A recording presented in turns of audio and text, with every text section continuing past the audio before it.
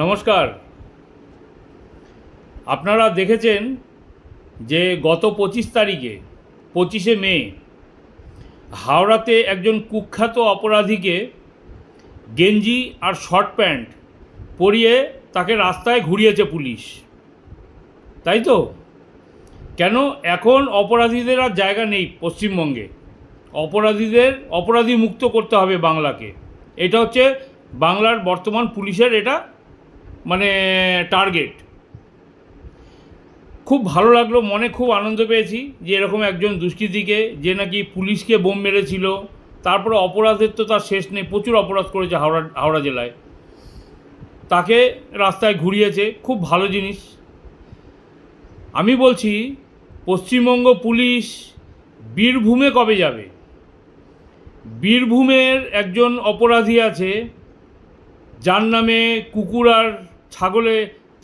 আর বেড়ালে একসাথে জল খেত, একটা গাধা আছে, অনুব্রত মণ্ডল। সে বোলপুর থানার পূর্ব আইসি লিটন কুমার হালদার। তাকে যে অকথ্য ভাষায় গালাগালি, তাকে মা বোন তুলে কথা, তার স্ত্রীকে নিয়ে অনেক অনেক অভদ্র কথাবার্তা, এটা আপনারা সবাই জানেন, সারা দুনিয়া শুনেছে এটা। তাকে কবে এইভাবে ঘোরানো হবে? এইভাবে হাফ প্যান্ট আর গেঞ্জি পরে তাকে কবে ঘোরানো হবে রাস্তায়? যতদিন তাকে রাস্তায় না ঘোরাচ্ছে এইভাবে, ততদিন কিন্তু এই লিটন হালদারের পরিবারও শান্তি পাচ্ছে না। এটা কিন্তু জানবেন, লিটন হালদার উনিও কিন্তু একজন সনাতনী হিন্দু, উনি একজন আমাদের বাংলার পুলিশ। তার পরিবারের সঙ্গে যে পরিমাণে অভদ্রতা করেছে এই অনুব্রত মণ্ডল, তার কিন্তু কঠোর শাস্তি হওয়া উচিত।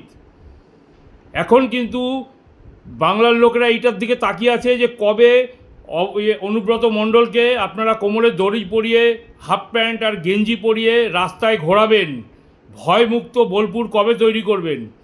এটা বাংলার লোক দেখার জন্য মুখিয়ে রয়েছে। যেদিন আপনারা এটা করবেন সেদিনকে বাংলা পুলিশকে সত্যিকারের স্যালুট জানাবো।